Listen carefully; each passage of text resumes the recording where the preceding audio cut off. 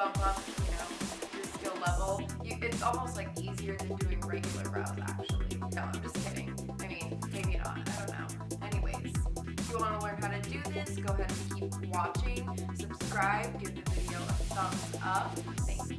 So as you can see, I tend to remove the outer part of the arch of my brow, but if you have that part, which most people do, I am sure, you can conceal that using the glue stick method. So I'm obviously not going to do it today, but you would just be taking your glue stick and you would be running it down that part of the arch in this sort of motion, and then you could also take it downward in this motion, which is the way that the hairs tend to grow, and then you'd let that dry. You'd set it with loose translucent powder, and then you'd cover it with the concealer that you'll be using to carve out your brows, and that is how you can conceal that part of your brows so that you can make it that, you know what we're doing. So your first step is going to be to take your brow product that matches your brows. I like to use Anastasia Dip Brow in the color Granite, and you're also going to take an angled brush that you trust to be firm and dense and distribute the product well. I like this one by IT Cosmetics. It's the SMUDGER Liner Dual-Ended Brush, and I think that liner side works really well for the brows. So I take the brush and I squeeze it like this so that this tip is super thin, and then I just dip it into my product, and I like to just tap it in there since this is such a pigmented pomade, just so that I'm not getting too much product. I always like to start on top.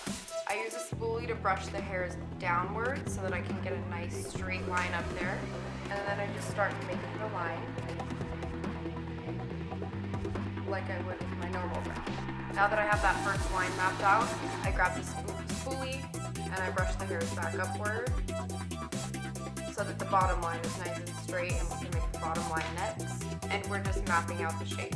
So same thing, I squeeze the brush, I tap it into the product. Rather than take it down like we would with the normal arch, we're just gonna bring it up towards the temple. It is totally okay to take this nice and slow. So as you can see, it still bends a little bit, and that is not what I want. That tends to happen just because of all the different shapes and contours of the eye. So to fix that, start where I just was. I bring it up, using what little product is left of the brush.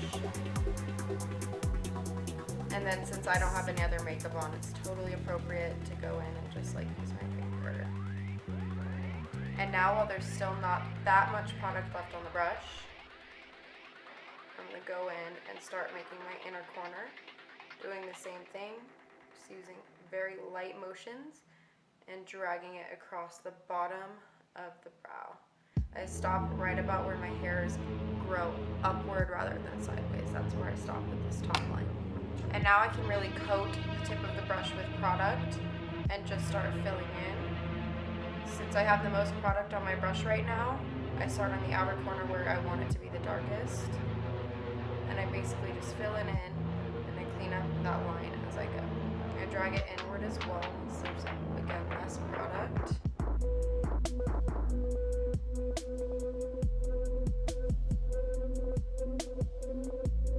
And then I drag it upwards as I get to the inner corner.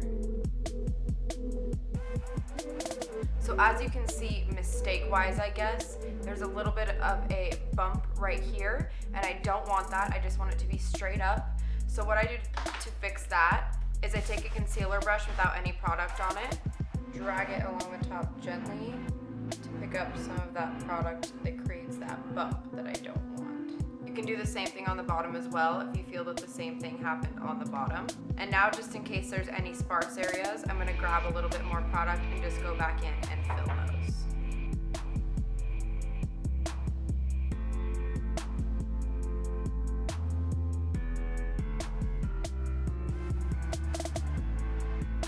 So your final shape essentially is going to be straight on top, and it's going to curve upward a little bit here, just because this is where the bulk of your brow is thicker. Whether you don't have an arch or whether you covered it with the glue stick, it's still going to be a little bit thicker right here, so there's going to be a little bit of a bump, but that creates that naturalness you want, and once that shape is done, then you are all good.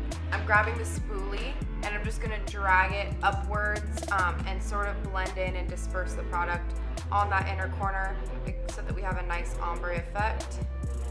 And I do that through this whole basically main part of the brow where my hair is still there, but I don't do it on the outer corner since that hair is since there's not hair there, since it's missing, and since that's only product, you don't want to disperse it. You just want it to be nice and pigmented and solid there.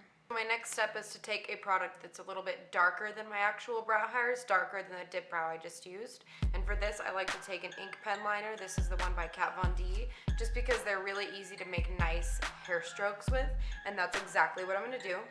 I'm just gonna do this on this outer portion where we don't have real hair, and I'm just gonna use the very tip of this to create and feather in nice little strokes. Kat Von D actually makes marker brow pencil things like this, but for brows in other colors, so you could definitely pick up one of those, or like a Brow Wiz or a NYX Micro Brow Pencil. Those are really easy to feather in like natural looking hair strokes with, and you can also always just use an angled brush and an eyeshadow that naturally matches your eyebrow hair. So once this stuff is done, I grab my concealer, and you can use one that's lighter if you want to highlight, or you can use one that matches your skin tone. That's kind of what I prefer to do. It's all up to preference though. I'm using the CoverGirl Ready Set Gorgeous Concealer, and I just like to use the doe foot to trace the outline, not close or precise or anything, just make sure there is concealer around the entire edge of the brow, around here, and I drag it upward in here, and make sure there is enough for you to blend out and actually get some coverage going here as well. So now that I have my little frame there, I grab my flat concealer brush again, and I do the same thing. I squish it so that the tip is like really thin and small. Get in here, and I start to carve out the brow by picking up the concealer that I laid down.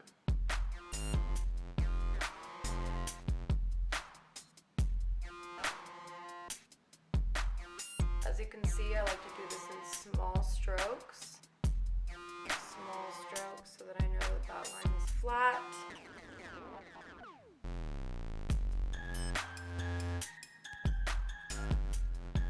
And I square it off on this center portion so that I can blend it inwards.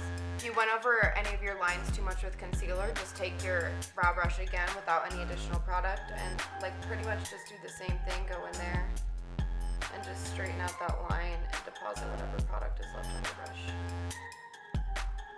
And then one of my final steps is to just blend out this concealer just so that we don't have any gloppy concealer things on. And I also tap on this inner corner a little bit just to soften it. I did go in off camera a little bit and just add in more black strokes, and again I just took my angled brush and ran it along the sides or along the edges just to clean up those lines and make sure they're nice and straight.